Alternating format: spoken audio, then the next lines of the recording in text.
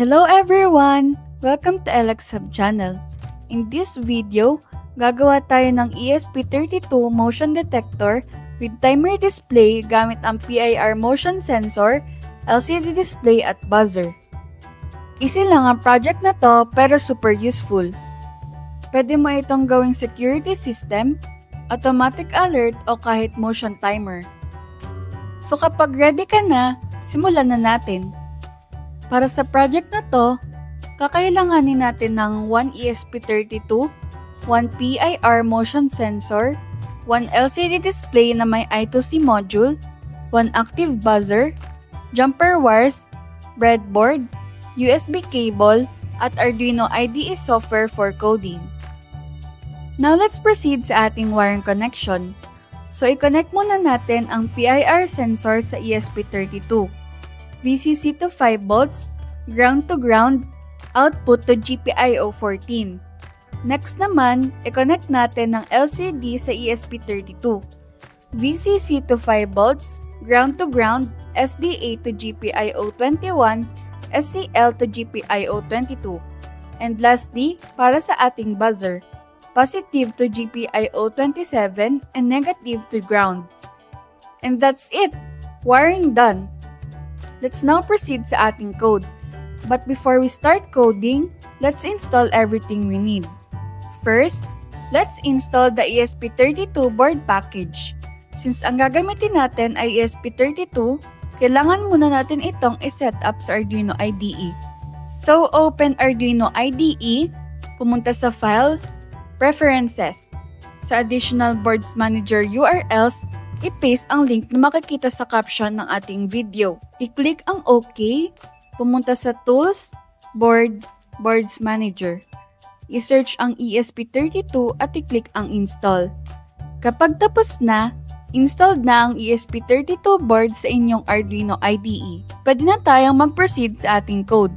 Include wire.h, ito ay built-in at ginagamit para sa I2C communication o connection ng LCD sa ESP32.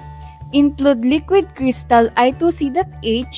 Ito ang library para makontrol natin ang LCD1602 na may I2C backpack para 2 wires lang, SDA at SCL. In short, para gumana ang LCD screen gamit ang I2C connection. Para ma-install ang library na kailangan natin, go to Sketch, include library, then manage libraries. Sa search bar, i-type ang liquid crystal _ I2C. Then i-click ang install.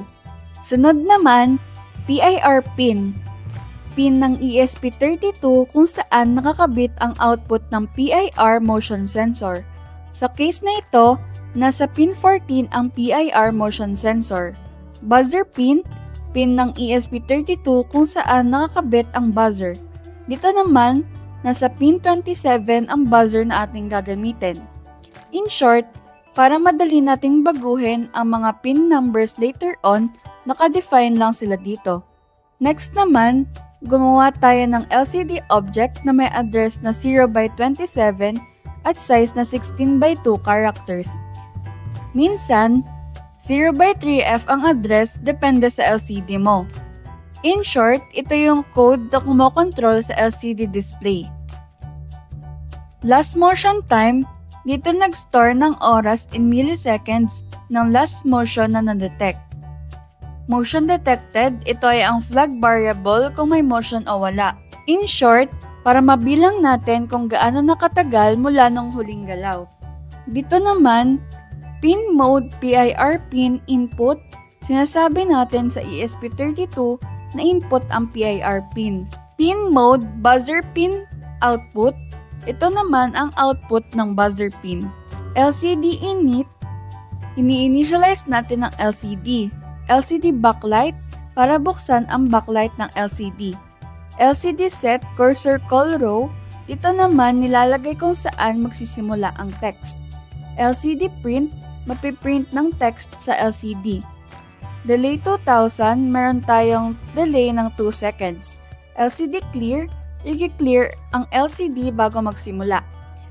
In short, ito ang setup ng LCD at mga pins Tapos magpapakita ng initializing message sa start. Digital read PIR pin, dito binabasa kung may motion ba o wala.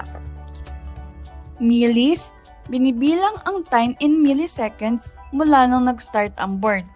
In short, kinuha natin kung meron bang motion at anong oras ito nangyari. Pag may motion, motion detected equals true. Dito natin ipa-flag na may motion.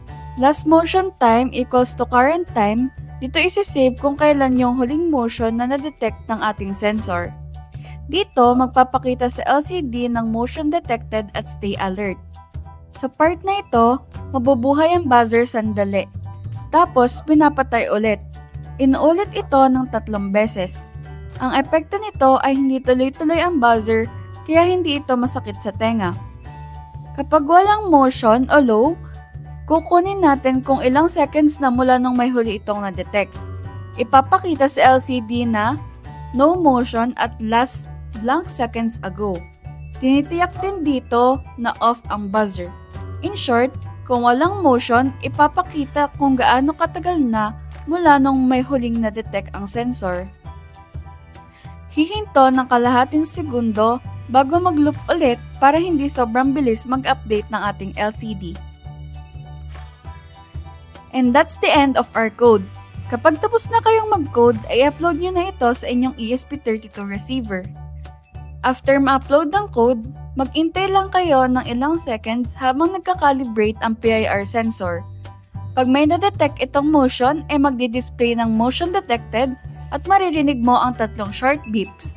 Pag walang motion, magpapakita naman ng no motion at ilang seconds na mula nung may huli itong na-detect. Ibig sabihin, gumagana ang ating ESP32 motion detector with timer display. Kapag hindi gumana, ito mga dapat i-check.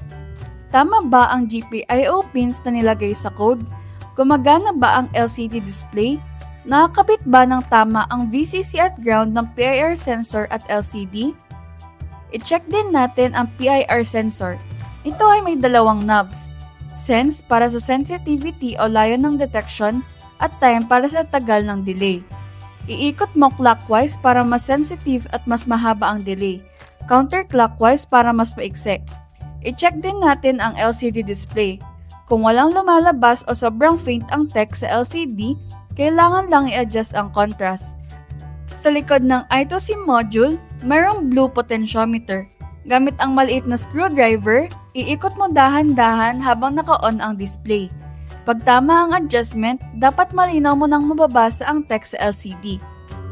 And that's it!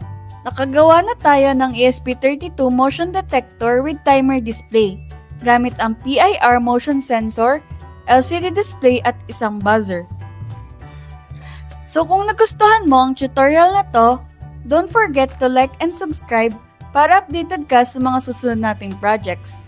If you have any questions or want to know more, feel free to leave a comment.